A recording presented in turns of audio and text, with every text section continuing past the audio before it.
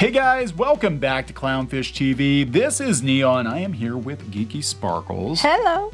And they're coming for the 90s. This amuses me so much. Yeah, there's going to be a movie about the Beanie Babies. No, not the movie they had on HBO Max about Beanie Babies and the Beanie Baby Bubble, but they're going to make an actual scripted movie. Right. This ranks up there. Let's make a movie about Gamergate.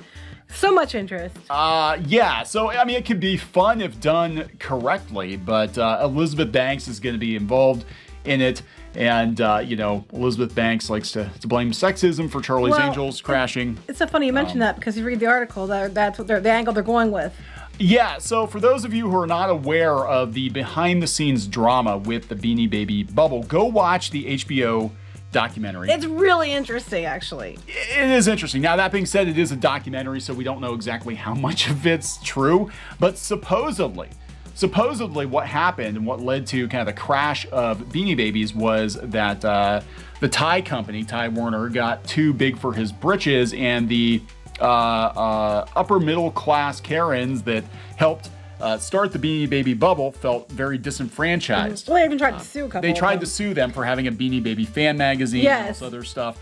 A lot of backbiting, a lot of drama. We had the speculator market, very similar in some ways to what happened with the comic book crash, but we had a lot of personalities that didn't like each other and all kinds of stuff, and I wonder if they're going to go with that angle. But the one thing that kept coming up was a lot of employees who worked for Ty Warner did not appreciate them as the company got bigger. Right. And they had axes to grind, and it came out in the documentary. And I think they're touching upon this on this movie because the one casting choice looks kind of like the woman that worked there that they came up with the poems. Came up with all the poems. Yeah. And that was kind of her idea is kind of what, pushed it over and made it more popular. And if true, which I think it is, she kind of did get shafted. Yeah, I would agree with that. I mean, I'm not going to defend Ty Warner because he kind of they said he was sort of this enigmatic figure, and he was involved in some money laundering scheme or something. He got the hook for that. But they basically, what happened with the Beanie Babies is that they became too big, too fast, and it all came crashing down. A lot of marketing gimmicks and whatever. But this is going to be the riveting behind-the-scenes story. Yeah, because there were women that were on TV all the time. Yeah. They were like going around and they were buying because they collected them, and then they were getting it out to other places, and they were calling other states looking for them. So that the people were like, "Oh my God, there's something to this!" And then they made the collector's guides and the magazines and all that shit. It was like these women were really pushing it forward. The one woman even has a rap song she wrote. Yes, God, it was awful. No offense to that woman, but oh, honey. It is so. They would just lunge and grab. Oh, yeah, I believe it because my sister worked at a store that sold them back then, and she said it was insane. Yeah. The way people behaved. But if you go out to, I was going to go to the Hollywood Reporter article. Here's where I have to, I get concerned.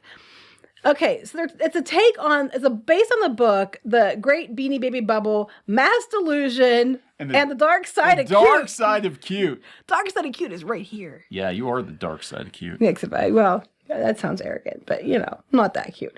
Anyway, so here's the description for the movie. The movie that we're all waiting to see, okay? It pulls back the curtain on the absurdities and injustices of the American dream, particularly the female relationship to it. There were a lot of women involved, so yes, I can see the connection, but we're going to go that way, so we know where this is going. And we've got Elizabeth Banks involved. Yes. It's a celebration of the women who helped power Ty Warner's success, because, it's all the women, whose strengths and good instincts shaped and amplified the phenomenon, but whose names are not on the Beanie Babies' heart-shaped tags. So it probably is about the early employee who did come up with the poems, which, again, I don't blame her for being pissed. I would be right, too. But the thing is, they were already manufactured. They were already designed. There's a lot of people who did all this other stuff. He's the owner of the company. She was work for hire. I mean, yeah, she asked if she could make the poems. It was a good idea. I agree. But they're like, well, their names aren't on the tag. Well, why would they be? I'm not defending the guy, but I'm like, you work for a company. Like, if you work for Mattel, your names aren't on all the boxes of the different dolls or things you designed, even if it was your idea. Funny thing about Mattel is we've been watching, was it Toys That Build America? Yes. We like these toy shows. Couple things. One, When we have time. They're easy, like little things to squeeze in. Little chunks. But it was really interesting with Mattel because it was actually named for, I think it was Matt and Elliot, the two men who started Mattel, but actually the woman who was involved, the wife who created Barbie, she ran the company and her name wasn't anywhere near Mattel. No. And Hasbro was, the Hasenfeld brothers, Hasbro. But it was the son of the one who kind of, with Mr. Potato Head that turned it So, but it's like, you don't always know the names of every person involved. There are good ideas all the time. And that they came from somebody in that company. It could have been anybody in that company. Walt Disney Company. There's people that work there all the time come up with really, really great ideas. But it's under the Disney banner, or the CEO takes credit. iWorks did a lot of the heavy lifting and getting credit. It's not the Walt Disney iWorks, company. Yeah. Yeah. The idea that their name should be on there, that's pushing it. But there are a lot of women who are involved who did get the shaft. I'm gonna not say in a fun way. No, I'm gonna say that I thought maybe this would be a humorous jab at the ridiculousn's of I Beanie think Babies. it's probably going to be funny if I were to guess. Maybe the Beanie Bubble. I think they should have called it Beanie Gate. Well, it's written. Yeah, everything's gate. It's from Imagine Entertainment, and it was written by Saturday Night Live, Kristen Gore. Oh, okay. Co-direct the movie with husband and fellow filmmaker Damien Kolosh. And the Grammy-winning lead singer behind the band. Okay, what's that have to do with anything?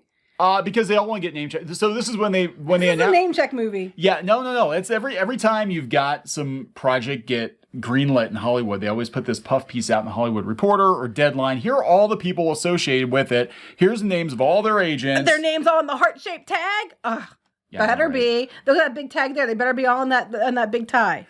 Yeah, so I actually went out to the Beanie website and I checked to see, because now they don't look the same. They have the big bug eyes. Is this Beanie still? Is this they're still there? a thing, but it's mostly just all like, it's so weird because they said in the documentary that they weren't going to sell out to companies like Disney or whatever.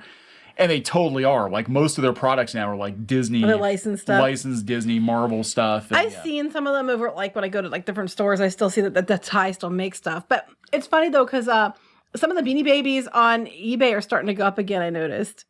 Yeah, and that actually seems to be because of YouTube. And so did the iPod shuffles. People are actually buying up Beanie Babies now and flipping them on eBay, and YouTubers are making videos about how much they can get for their Beanie Babies, because you could buy them for the longest time. You could buy them by the tote. You still can. A lot of places. A lot of people don't know about it. So hey, get in early. They'll probably bring back like Beanie Baby classics or something if they haven't done it already, just to kind of cash in the movie. Or Ty Warner will sue them into oblivion or something because it was unauthorized. Because that was one thing that was really a dick move, is they got this. If you watch the documentary again, if the documentary is accurate. But he got this new marketing guy, and the marketing guy is like, well, he has to enforce his brand. So they had that was the guy. He was, the words are coming out of his own mouth. Yeah. So he was basically like, they had this fan magazine out there. It was like a Beanie Monthly or some stuff. Anyway, whatever it was, they sued the owner of it, and they had to change it to like Beanbag Monthly or something. It didn't sell. And the thing is, their magazine was driving sales to them like crazy. Or Beanie World. I think it was Beanie World. Maybe whatever it was. It was driving sales to them crazy. And I understand you want all the money you can get, but I'm sure they could have worked out a deal where they got a percentage or something. You know what I mean? Yeah, so it was like the perfect storm. I mean, I am kind of interested to see what their take on it is. It was a perfect storm of like, your company grew, you didn't give credit to your early employees who helped your company grow, you shafted your fans. I think their take on it is going to be very similar, because I think the one guy that wrote the book they're basing it on was in the documentary. Oh, yeah. He was the one guy, he was like, he was talking about it, because I remember they were saying the dark side of cute. We're like, what the? Okay, so it's probably going to be very close to the documentary, but it's going to be probably more entertaining, hopefully. You were comparing it to Best in Show? Yeah, Best in Show, about the dog show. I think there's going to be a lot of dramatized backbiting. And they're going to play it up for, comedy or for views. I mean, they better not play this straight. I don't think anybody's going to go to a actual, nail biter, story of Beanie Babies. Now, they'll go for the hilarious, to make it funny. Yeah. Yeah, I think if they make it funny, I mean, and there was some shit that went on, but I think Beanie Babies, might wind up being this cautionary tale of like how not to treat a fandom, how not to treat a consumer base. Well, they didn't learn anything because Hollywood still does it. Still doing it. Like George Lucas just let people do stuff with Star Wars, and he didn't really care too much. And then Disney's just like, oh hell no! Nope. You're gonna make a fan film that no. Yeah. You have a website, a comic, no. Yeah. So it's we'll see. But Elizabeth Banks, we know exactly what's probably gonna be. But I also know if it's like Pitch Perfect, it could be funny as hell. It could be. If they go Pitch Perfect, it might be worth it. And if they don't go like too serious. Oh, they could do an a cappella version of the Beanie Baby rap. There is. Go look at the documentary. The one woman did a Beanie Baby rap, and she sings it too. Anyway, we're gonna wrap this one up. Yeah, I was just amused. I wanted to cover it because it's funny. All right, so please subscribe for more pop culture news, views, and rants, guys. We'll talk later. Bye.